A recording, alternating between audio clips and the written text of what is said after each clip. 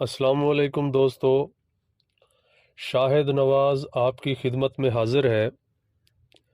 آج ہم بات کرتے ہیں فلوپن ٹیوبز کی، قاذف نالیوں کی اور ان کی انفلیمیشن کی۔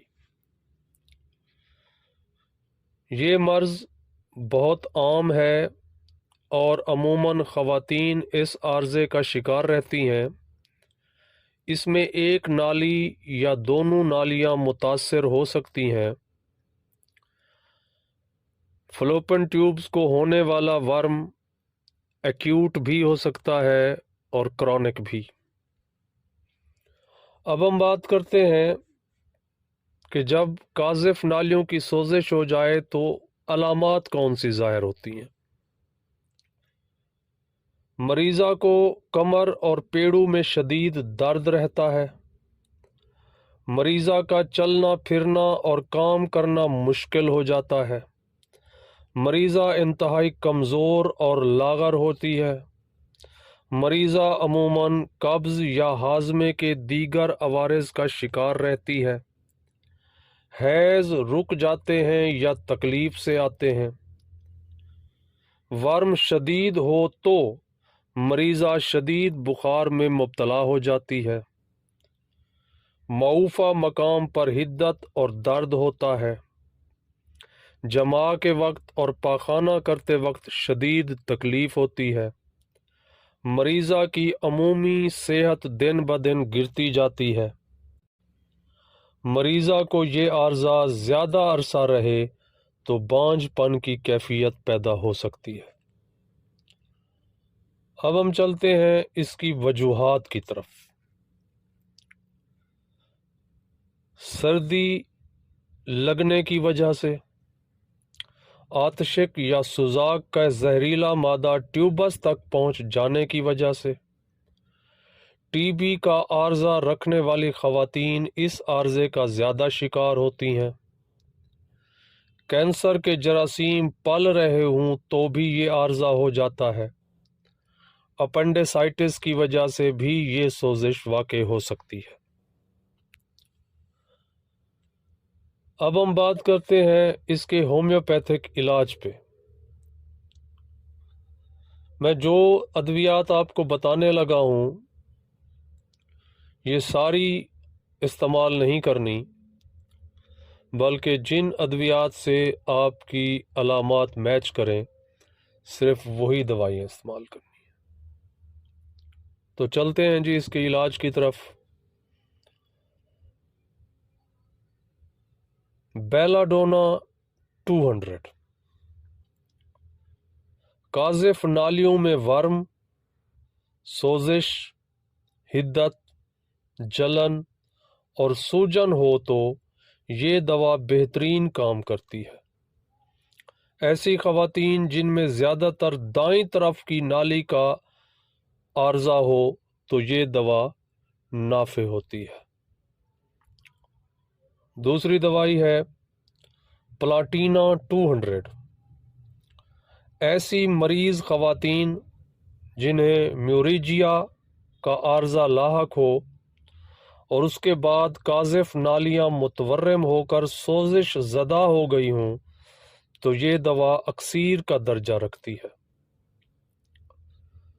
اس دوا کی مریضہ اگر کثرت جماع کے بعد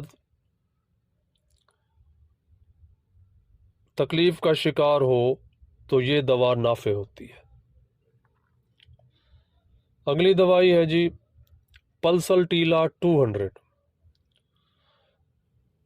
پاؤں بھیگ جانے کے بعد اگر قاذف نالیوں میں سوزش ہو جائے اور مریضہ حیض کی بے قاعدگیوں کا بھی شکار ہو تو یہ دوا مفید ہوتی ہے۔